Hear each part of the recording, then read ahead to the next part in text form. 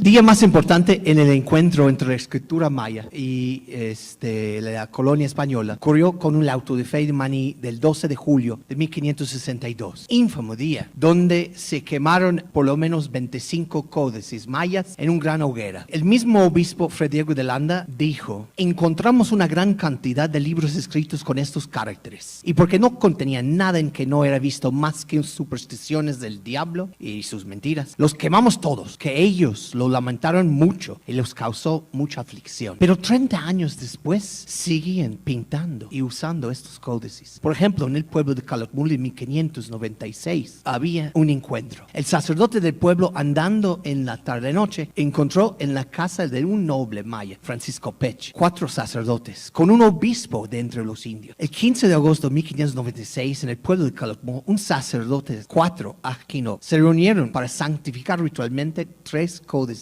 jeroglíficos. El obispo, disque obispo de estos sacerdotes, don Juan Puc, tenía a su cargo la bendición de los códices. Juan Puc era llamado el Ajkin May, sacerdote mayor. Había otros ajkinopes, Juan Juan Na, Diego Chan y Juan Mo. Fueron vestidos con un atuendo típico, encontrado en Flagranto Delecti, ¿no? Sus atuendos eran unas mantas hechas de algodón, cada uno pintado con el color de la dirección o punto cardinal a que correspondía a cada uno de los sacerdotes. De acuerdo a los testimonios coloniales, los ajkinop llevaban largas vestimentos que llegaban hasta sus pies, hechos de un tipo de papel que hacían de corteza de ciertos árboles, y también llevaban una cubierta sobre sus cabezas a manera de mitra, como lo que usan nuestros obispos. Los códices fueron puestos sobre una cama o petate hecho de hojas del árbol de Jabim, un árbol muy sagrado en cosas rituales. Frente a los códices fueron puestos algunas figuras del aro de dioses, incluyendo uno grande en el centro del dios Itzamna-Ahau, quien fue el primer sacerdote y, según ellos, el inventor de la escritura jeroglífica. Lo que se encontró con el proceso del profesораto de indios, entablado por el cura juez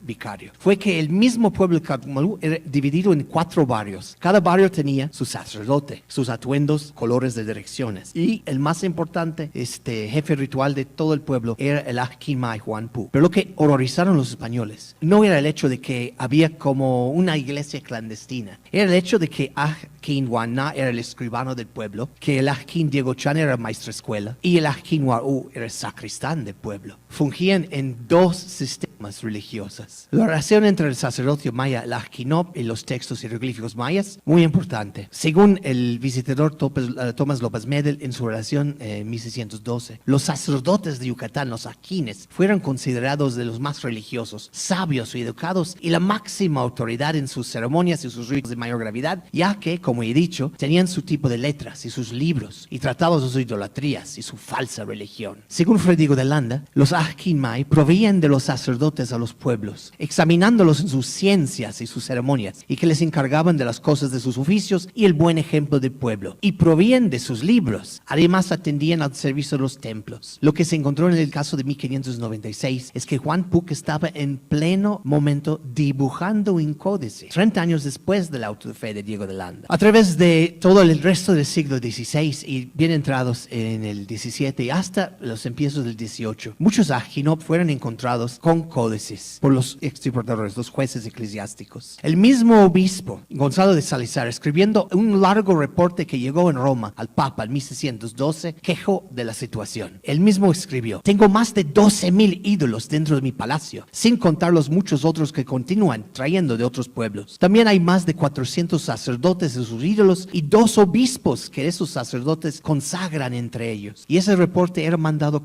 pidiendo permiso de tener una cárcel perpetua para idolatrías. Los mismos licencias dados a los jueces eclesiásticos las mandaban a buscar los ajines, y especialmente debéis descubrir dónde tienen escondidos sus libros de idolatrías. La conexión entre la escritura jeroglífica y la religión prehispánica maya era muy estrecho. La conexión entre estas cosas hace que los primeros encuentros de los códices, que eran como curiosidades, volvieron a ser una amenaza a la cristianización. Solo unos meses después de la conquista de Yucatán, los españoles y los primeros primeros frailes tuvieron contacto abierto con los mayas, que mostraron los códices que sobrevivieron a la conquista. Primeramente, los mayas abiertamente mostraron todos. Landa mismo, con sus informantes, preguntaba sobre sus escrituras, y él decía que usaban esos caracteres o letras con los cuales escribían en sus libros y cosas antiguas, figuras, algunas señales de las figuras, y eso les daban a entender. En su importante obra, La relación de las cosas de Yucatán, él, con una entrevista con dos informantes, uno era Juan Cocom,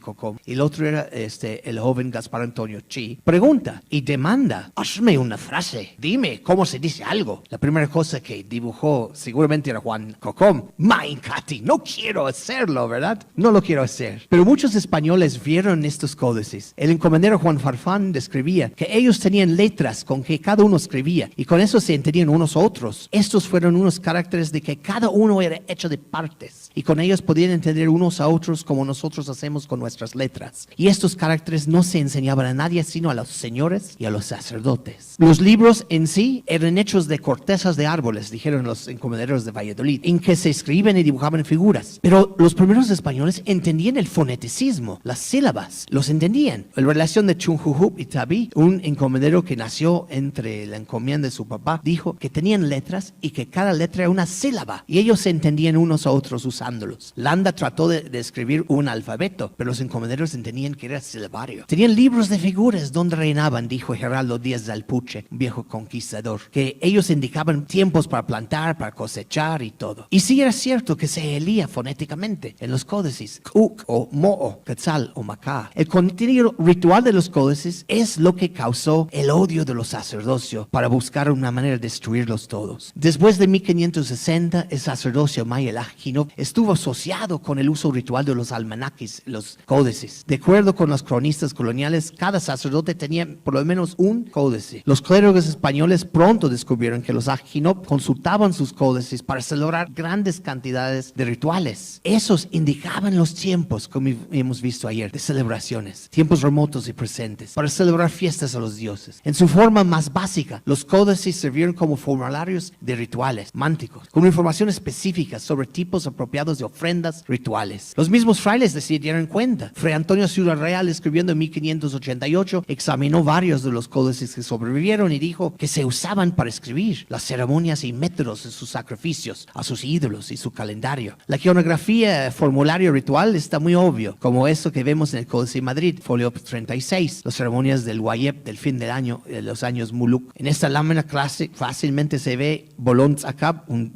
entidad de deidad maya, ofreciendo pavo y sacrificio, pan de pavo o el huá de pavo, huacutz. Otra ofrenda ritual se ve aquí. Pibes, panes, braseros, mientras arroja fuego. Eso es un manual de cómo hacer las ceremonias. Muchos de los tipos y cantidades de ofrendas y varios dioses mayas descubiertos durante el periodo colonial se pueden leer claramente en los códices. Las cantidades de tipos de ofrendas se ven en los procesos de idolatría, lo mismo que hay descrito en los códices. Nos muestra la iconografía de cada imagen pequeña dentro de los códices, lo que era necesario. Un incensario de efigie, ofrendas de agua y de pan, wa y ha. También el sangrador, instrumentos para el autosacrificio. Todo estaba deletrado entre la iconografía y la escritura maya. Tenían muy buena razón de tener miedo de los códices. Ocurrió en 1569 una rebelión de un Chalam Cowo. Era un chilam, un sacerdote maya que fue educado en los conventos de Concal y Mérida. Sabía escribir con las letras latinas, pero predicaba la más importancia mayor de los jeroglíficos. Él hizo una guerra nativista, diciendo que solo en los códices hay la verdadera verdad. Y él juntaba varios códices afuera de la región de Bacalar. Entabló una rebelión. Tenía 2 ejércitos españoles que suprimirlo. Encontraron una biblioteca de códices que él juntaba en 1569. A partir de este año, la iglesia empezaba a ver los caracteres antiguos como un obstáculo. Cambió completamente. De curiosidades ya no eran. Era un obstáculo. Y con el Chilam Cowo vemos otra cosa. Un sistema de pluralismo gráfico. El mismo Chilam Tlatelolco juntaba y predicaba la superioridad de los jeroglíficos, pero escribía a otros caciques para que se juntaran con él con cartas escritas en maya en letras latinas. La conservación de los códices durante el periodo colonial. Aunque hoy día solo conocemos 3 o dizque 4 códices mayas, más de 200 códices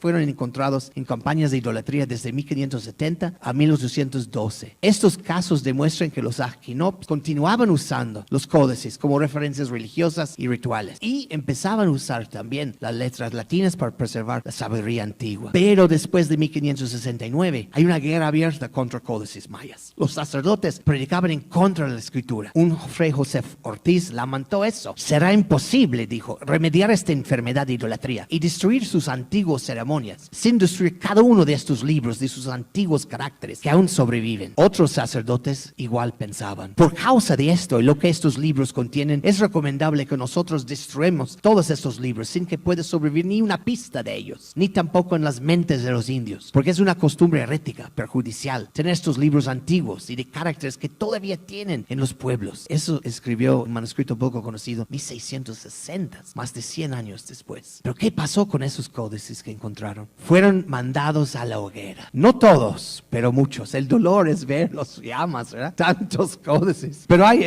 algunos que sobrevivieron. Hay 3 importantes clérigos que llevaban códices a Europa. Bachiller Andrés Fernández de Castro, Fray Diego de Castro y Sánchez de Aguilar, que escribió un gran manual pidiendo permiso de dar castigo de pena de muerte para los sacerdotes mayas. Fray Diego de Castro, del orden franciscano, encontró como juez visitador de idolatrías en el pueblo de Tzixmop que el cacique mismo, don Juan Che, tuvo un códice. El gobernador español lo mandó que se arrestaran y lo mandaban a Mérida. Y él escribió una carta al corona de su entrevista con el cacique. En el pueblo de Tzixmop dijo, todo el pueblo, los padres, los hijos y sus mujeres, descubrimos que todos son idólatras. Después de encarcelar al cacique, tomar su confesión, le pregunté, ¿qué sientes al ver que todo tu pueblo ha estado adorando al diablo en idolatría? A lo cual me respondió, si se los prohibía, me hubieran quitado mi señorio. Era tan importante la lectura de la escritura hieroglífica. El bachiller Andrés Fernández de Castro, en su época como juez de idolatrías, encontró 5 códices. En el pueblo de Chijolop, el cacique don Juan Tzama tenía en 1593 un códice. El vicario descubrió este códice y un antiguo conquistador que le ayudó a confiscar los ídolos escribió, yo fui testigo con mis propios ojos. Como el dicho vicario tomó de los indios libros, papeles con sus caracteres antiguos y su gentilidad. Y yo quedé sorprendido de ver que hasta ahora, más de 50 años después de la conquista de esta tierra, todavía existen papeles antiguos de su idolatría, como los que descubiertos por el vicario. Pero es el doctor Pedro Sánchez de Aguilar que más importante es para nuestro estudio. Él, en chancenote del cacique don Francisco Pat, confiscó lo que conocemos hoy como el Códice de Madrid, como hemos descubierto en una publicación anterior. Lo describió exacto como lo que quedó del Códice de Madrid. Y además, lo que más le sorprendía en su vicaría es que encontraba también que tenían cartapacios escrito en letras latinas. Su mismo maestro de capilla, Cuitún, tenía un cartapacio, un texto como escribía él, escrito en el cual tenía tábulas y historias que él consideró muy perjudicial a la fe cristiana. Después de 1600 empezaba a aparecer estos textos clandestinos, confiscados alrededor de Mérida. Las mismas escuelas franciscanas que enseñaban los mayas a escribir en letras latinas fueron cerradas porque vieron un peligro. Algunos indios letrados, en un reporte al obispo, dijo Sánchez de Aguilar, habían escrito estos libros y los esconden, leyéndolos en sus juntas que hacen de noche en secreto. Estos libros que tienen son causa de gran alarma. A través del siglo XVI también y XVII encuentran más códices. En Champotón, del convento, encontró el guardián un códice que en vez de destruirlo, empezaba a estudiar. Hemos tomado de algunos de estos brujos idólatras un libro de sus antigüedades, escrito con caracteres que cuando es interpretado, creemos que describe otra cuenta sobre la creación del mundo. Es como su Biblia, que ahora estamos traduciendo con la ayuda de algunos indios viejos para terminar de entender lo que contiene. En una publicación que está en prensa, lo voy a mostrar como las anotaciones sobre el Códice de París es la letra de ese fraile. Y vamos a ver que él empezaba a anotarlo y lo llevó consigo a Europa, donde presentó este códice como un ejemplo de la escritura maya y necesidad de más frailes para indoctrinar. La escritura era un modo de sobrevivencia para los cacicazgos. Los caciques, que eran mayormente los que tenían, los sacerdotes, los caciques, perdían por el siglo XVII todos sus poderes de colectar tributo, su poder de mandar trabajo. Tenían que buscar algo. Los caciques hereditarios perdían el puesto del gobernador. No había más chance para ellos que buscar otros puestos de dominar. Lo que escogieron para dominar los escribanías, los escribanos de pueblo. Si hacemos un gran corpus y vemos quiénes son esos escribanos coloniales, vemos que muchos son de los linajes de patronimos coloniales antes de la colonia, los cacicacos, los linajes viejos. Solo en un ejemplo, no tenemos mucho tiempo. En Neptune muestra que aunque el puesto de gobernador no estaba dominado por la nobleza prehispánica, el escribanía sí, casi siempre eran nobles. Y eso no hay que confundirnos, es muy importante. El poder de la escritura ha sido siempre parte y dueño por la nobleza. Más de 67% de los mayas que tenían